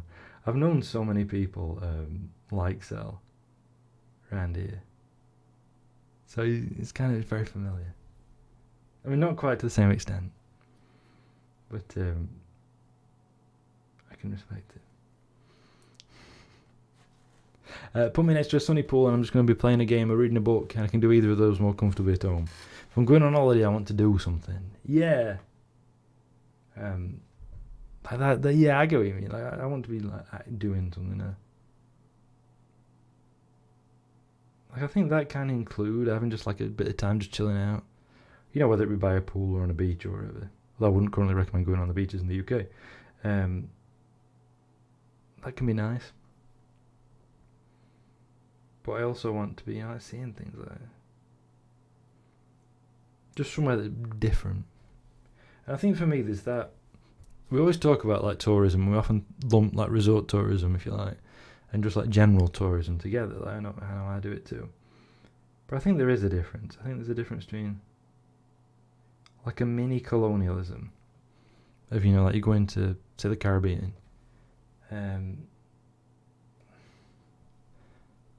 you know, like you go to people go to the Caribbean, they stay in these resorts, you get waited on hand and foot, and it becomes like a bit of a mini colonialism, doesn't it? Even if they don't realise it consciously. That's kind of what's going on there. And I contrast that with just going somewhere to do something. To, you know, like us, say, going to North Yorkshire. Let's go and see Scarborough Castle. Let's go and see Whitby Abbey. Speaking of which, my mum's thinking when we go, if we go to Whitby, while we're away, she might actually try and climb the 99 steps. Which, given my mum's health, is a big deal. My godfather couldn't do it, unfortunately. But I'll go up with my mum if she wants to, and hopefully we'll be able to. Hopefully she will be able to do it, because that'd be quite nice. She got chronic fatigue syndrome, so like just about anything is a very big effort for her, unfortunately. Go on, streamer, give us some of your favourite holiday. You went somewhere, slept there, shat there, and what? How do you boil an holiday down like that? So, like, it's sort of impressive. I've been to Redcar and Middlesbrough near Whitby. That's quite nice. Oh, where were it? At Redcar. Both to visit a mate. Oh, is that your big trip out? No, I've never been to Middlesbrough. I'm trying to remember, is it Redcar? Is it Redcar that's like just an industrial like port? And there's like note there. Because I used to work with a fella who unfortunately turned out to be awful. But I used to work with this fella, and him and his husband went camping. And his husband was like, let's go to Redcar. I've heard it's nice, let's go to Redcar. So they went. And I'll quote what my colleague said. We got there, we set tent up, because he's from Rotherham. We got there, we set tent up, and it were like Blade Runner. I said, we're not stopping here. And they came back the next day, because he's like, it were camping at Blade Runner, which... I can't even imagine that. Going on a camping holiday in Blade Runner. Fantastic. Yeah, CFS is awful. Thank you, B-Rat. She has good days, she has bad days. When she was on steroids for some temporal arteritis, you couldn't stop her. She got so much energy. But of course, you know, you can't do them forever. And yeah, she's up and down. My mate was saying something about inspiring Blade Runner or something of the sort. It all matches up so nicely. Redcar is the place on the east coast I've been to that sits on the coast, yet I never saw the ocean. It's you never saw the sea while you're in Redcar. What else is there to do in Redcar that doesn't involve looking like it's a scene out of Blade Runner? It's been a really long time since I've been on holiday. It used to be my family that dragged me on them, but the animals these days mean that I can't be away at the same time as them, which I'm not too sad about. They are more into the resort thing than I'm like. Fair enough, Loomis. We always talked about going away, didn't we? That me, you, Lady Meow, Diz. Like hanging out, playing role-playing games, and doing things like that. But no, no came of it, but that's quite an idea I quite like. Laying out, so this is Kira's like nice holiday. Laying out in front of a beach, far away from home, having nothing to do. Swimming in the ocean, seeing dolphins and fishes, eating yummy food on the beach, flopping into bed exhausted from a fun, splishy, splashy day. See, that sounds really nice, actually. That sounds fun. I could definitely go. If I could swim, I could definitely get on board with that. It was visiting a mate, worst night's sleep I've ever had. Oh no, Phil. That's no fun. 3 awful nights and the only time I ever tried coffee too. Did you, is it the coffee that kept you up, Phil? Hey, do you have a tattoo? I do, yeah. I do have a tattoo all at my left upper arm. I think my shirt's probably too tight to pull the sleeve up to show you. But it's some dice and a couple of Greek letters and a Dragon Ball. And everything represents some aspect of me. I want a guitar. There's a guitar on there. You can't see it. There's a guitar on there. I mean, I can give it a go if people want. If people want to see me tattoo, I'll see if I can roll my sleeve up and we'll talk through all the elements. I've been thinking of getting another tattoo actually.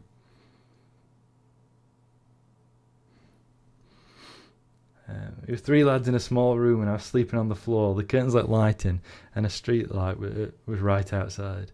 Oh yeah, the street light was right outside. Yeah, I can see how that's unpleasant sell actually. That doesn't sound very nice actually. I've kept on floor before and it's not the best.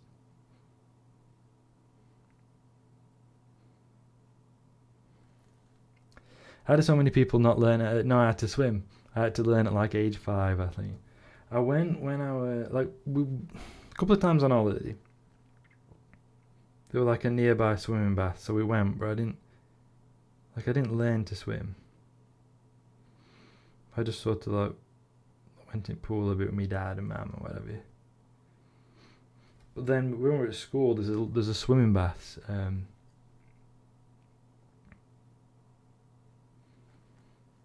The swim. So yeah, we'd be in year 5, so we'd be about 10. And there's a swimming bath near us, so we went. And did you have primary school swimming lessons, Nate? Yeah, that's the story I'm going to. We went down, I say we're year 5 or year 6, so we'd be 11. And they took us, and the first thing is they got us all lined up at pool. And they made us all get in and like prove how well you could swim. Well, of course I couldn't. So it was just very embarrassing and unpleasant. And then I get to be in like the little kids pool and be taught the basics of swimming, which I did learn. So when I say I can't swim, I actually can swim. I could do a width and all like that. So I did swim 5 meters. That's my record. I swum 5 meters. But I've never actually been since. So it's 24 years since I've been in a swimming pool. So I just don't know if I actually could swim if I had to. Like, I remember the theory of it, but whether I actually could, in practice, swim again is another matter. Lovely. Cool tattoo, and do you think about getting more? I am actually thinking about getting more. Maybe a communist tattoo. Maybe I should. I was thinking of having one here. You can't see that on either camera. Between my collarbone and my pecs. Having something in the middle there. Probably one of the cover off the St Cuthbert Gospel, which is an aspect of early medieval art. We did swimming lessons in primary school. I've learned to swim, but it's been so long I'm not sure I can. Exactly the same as me then, so yeah.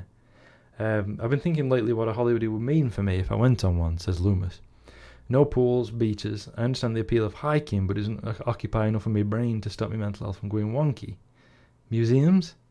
It probably says something that I can't get my head around a holiday that's more than a day trip. Yeah, it's something like experience of it, isn't it? It's been a really long time since I swam. I can't but think about the hygiene issues in the pool. Yeah, that's something that Kira was talking about on stream the other day, actually. We were talking about that in chat. Hence why on last Tuesday's Minecraft stream we were talking about would you rather, and I asked people at work, Would you rather swim in a pool that had a poo in it or a dead body? We carried on that discussion. I asked people at work too. People at work, by the way, also said when you die, you're opening your bowels. So, you're getting the worst of both worlds. So, so yeah, that's definitely something that we talked about there. You don't go swimming in rivers there during the summer. Some people do, but we don't often. People keep habitually dying summer swimming in reses and things like that. But again, as Gwen rightly points out, not now they're dumping sewage in the rivers. Be right. Yeah, there's no river in England or Wales now considered safe to swim in. So that's something. Thanks, Tories. Thanks, private water companies. That's fantastic. Glad I learned early because I was climbing a branch over a pretty fast local river when I was 9 or something, and it broke and I fell into almost the middle of it. Oh, grief. That's horrifying. Sorry, I keep leaning away from this. I'm sorry. I have to have the mic right close to my face, otherwise it picks up the reverberations from the low ceiling in here. But that means that when I'm trying to do anything, I keep moving away from it. That's sad. Yeah. It's grim and it's upsetting. But don't worry, the Tories have said that they'll maybe think about perhaps getting the water companies to dump less sewage by 2035. So that's something. Maybe, perhaps in 2035. Gwen says, I love that Sel's response was, we don't swim in rivers because we're civilized, and mine was, we don't swim in rivers because of the sewage. We live in a society, etc., etc. That is such a contrasting depiction. You took the chance to shit on Britain, I took the chance to shit on Europe. You always take that chance when you get it, don't you, Sel?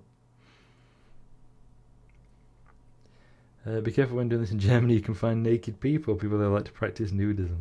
I've heard that about it. I read it's very popular in Germany. I've never done it myself. Nudism. We talked about that the other week, didn't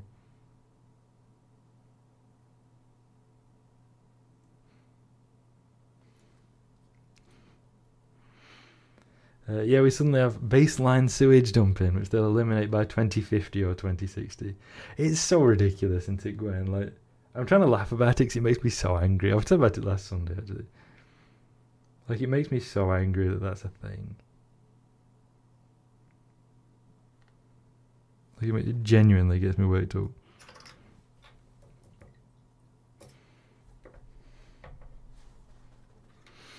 It's just so mad. Oh, by the way, Gwen, before I forget, thank you for talking to me about the late Middle Ages yesterday. We were talking about the Peasants' Revolt and Chaucer and whatever. I really enjoyed that. I don't get a lot of chance to talk medieval history, so I really appreciated that you put up with me talking at length about that stuff.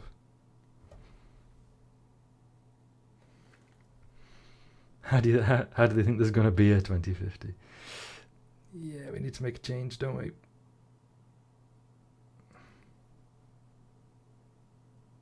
I've not really been explaining what I'm doing, except so edge highlighting is when you put paint on the very edges of things like armor plates, and for the Druhkari, there's been a tradition of painting with thicker layers around the edges to create almost a bit of a contrast. Again, I can't really get the focal length to show you very well. If I've got a big model, you can see it easily. This less so. And I just don't want it to be too thick.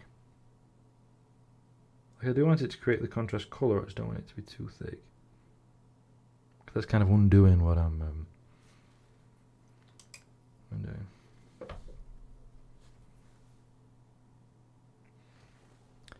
Oh, you're welcome. I'm thinking of making a late medieval TTRPG setting because I'm me, lol.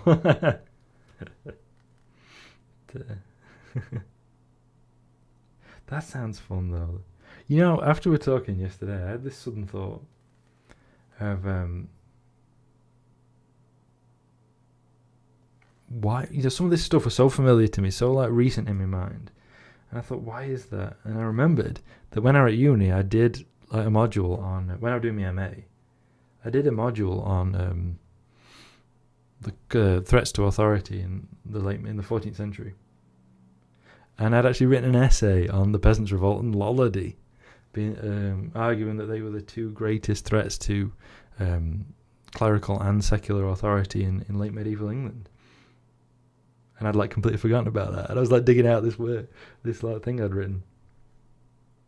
I was oh yeah, I did write that. Right, have a good read through.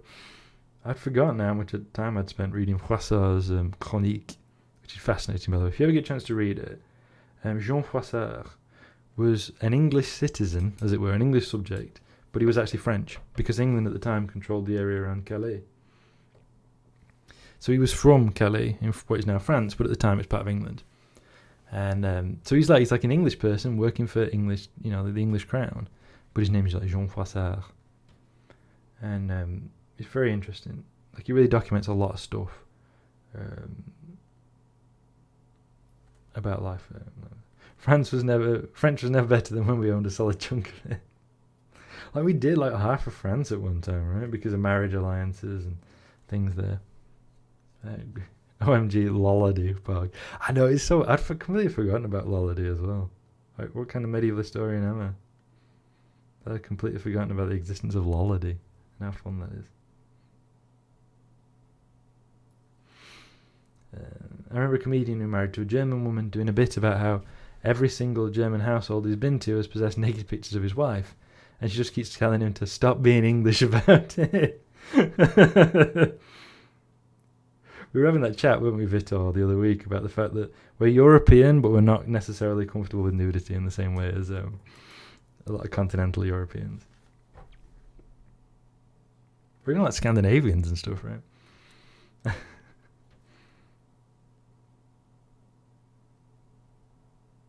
do have to say that Cell's consistent anti-Gallicism is very British.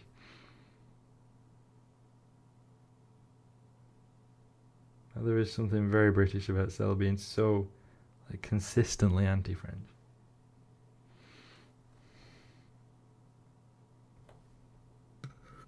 Sorry. I realise I've completely missed a bit on this this Wyches arm. I just completely missed the whole thing. Sorry, let me move my brush. It's very annoying, sorry. Can women do topless on UK beaches? I don't think legally, yes. I think it does happen, but not legally. And obviously the law is the arbiter of morality. But legally speaking, I don't think you can. I've seen it, I've seen it loads of times, but you're not really supposed to.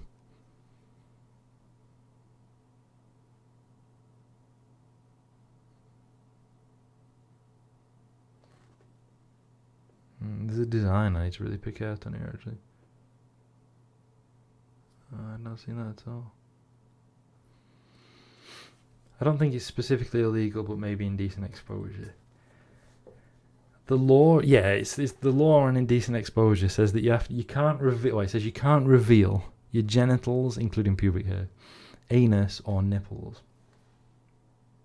So technically, it's illegal for a man to be topless in the UK, but it's never enforced. It's like how it's which, by the way, I mean patriarchal nonsense, right? Can I get that out there? And I suppose it's an interesting case point in how the law de jure, right, says that neither men nor women can be topless in public, but de facto only affects women, or femme-presenting people, I should say.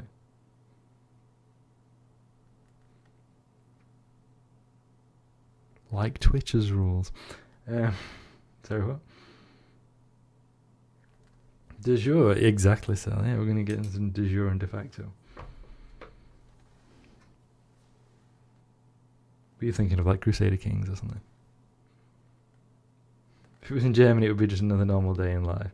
Yeah, a lot of countries have a lot. I learned that word in Crusader Kings too. I thought that's what you were going for, so.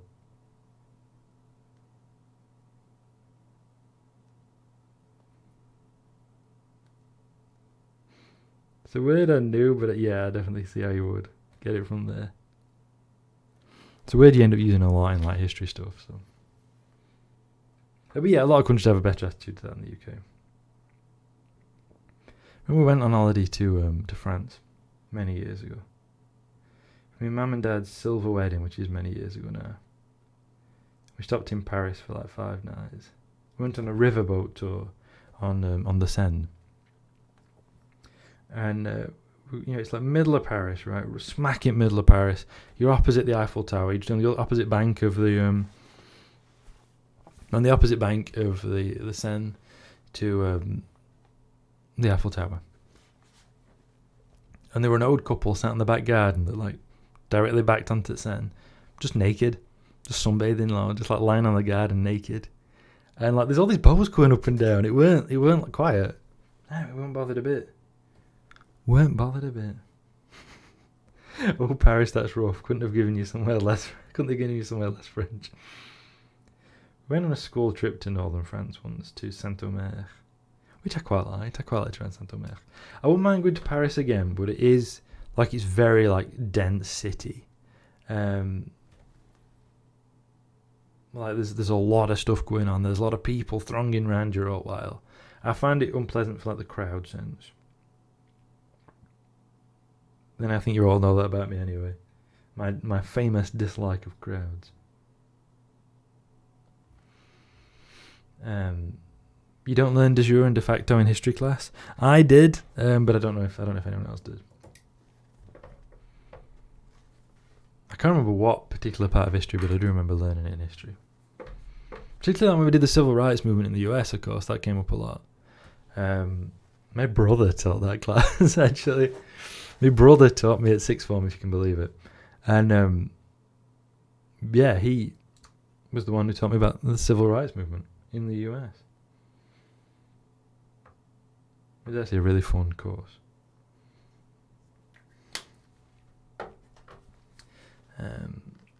Let's see. Yeah, being topless or even naked isn't a crime. But if 2 people or more see you and are offended, then it's illegal, outraging public decency. And if you do it without intent to cause distress or alarm, then it's also illegal, indecent exposure. That's it. Thank you, Graham. That's it. It's one of those weird, like, British law things, isn't it? One of those weird, like, quirks of it all. I've heard nothing but negative things about Paris, and that's outside of the French-hating circles in which I swim. Yeah, I've heard French people don't like Paris either.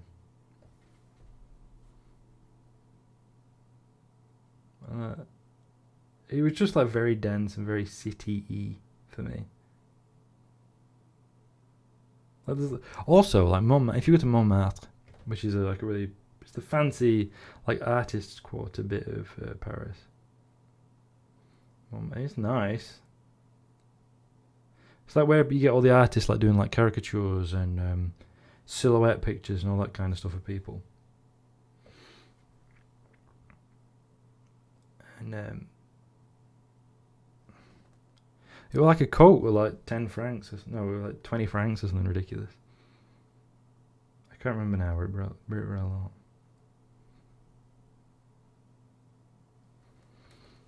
Like it were nice, but by right expensive. You know what this to do with the traditional northern, like the traditional phrase of the north, which is how much?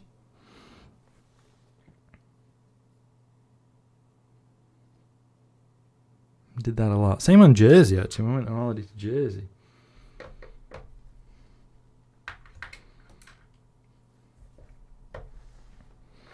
And the Parisians hate the Eiffel Tower. It's the centre point of the concentric circles of hate. Yeah, absolutely. They really hate the Eiffel Tower as well, don't they, in Paris? Like they absolutely do. They really hate it. It's quite funny to see how Parisians hate the Eiffel Tower.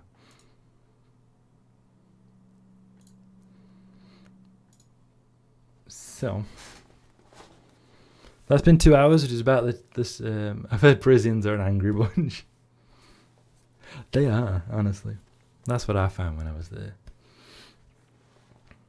So, see, Kira Chats has gone live. It's been about 2 hours, which is what I normally do. We've made good progress. I still need to work on those prismatic weapons. That's the next step we need to do. But otherwise, we've made really good progress today, and we've got a lot done. So that's brilliant.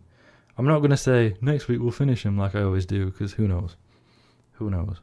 But, anyway, that's been fantastic. So Kira Chats has gone live, so I think it's only fair if we raid her, isn't it? Should we do that? Should we do a raid? I feel like we should. So thank you everybody for watching. This has been a fantastic stream. I've never had so many people in. So thanks again to Kira Chats, because she, her community, like that's made up my audience today, along with Vitor and Loomis, of course. Goodly loyal Loomis, whose help I always appreciate. So yeah, I hope you've all enjoyed that. I've had a lot of fun. That's been really, really good. Been fun. We've got a lot done, and we've had some nice chats and a good laugh. So I will be back on Tuesday at around 2000 BST with Loomis for Minecraft, but I won't be back next Sunday. Normally I'm on a Sunday, but I won't be because I'm going away. But we'll be on Tuesday for Minecraft at around 2000 BST. You can always join our Discord if you want. Thank you, Loomis. But yeah, I hope you've all enjoyed that. We've had a good time. Thank you everybody for joining me. You really, really make it. So I really appreciate that. So we'll set the raid going, and then I'll get everything ready for that. You see, this is such a nonsense little setup, so I have to move all this just to get my keyboard, which is over here. So I have to do all this kind of shenanigans.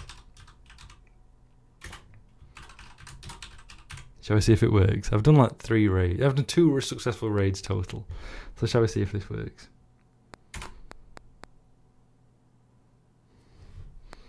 It is working. So everybody, let's go. Let's go over to Kira Chats. I hope to see you all soon. Good night, everybody. Hope to see you all soon. Until then, take care and namarie.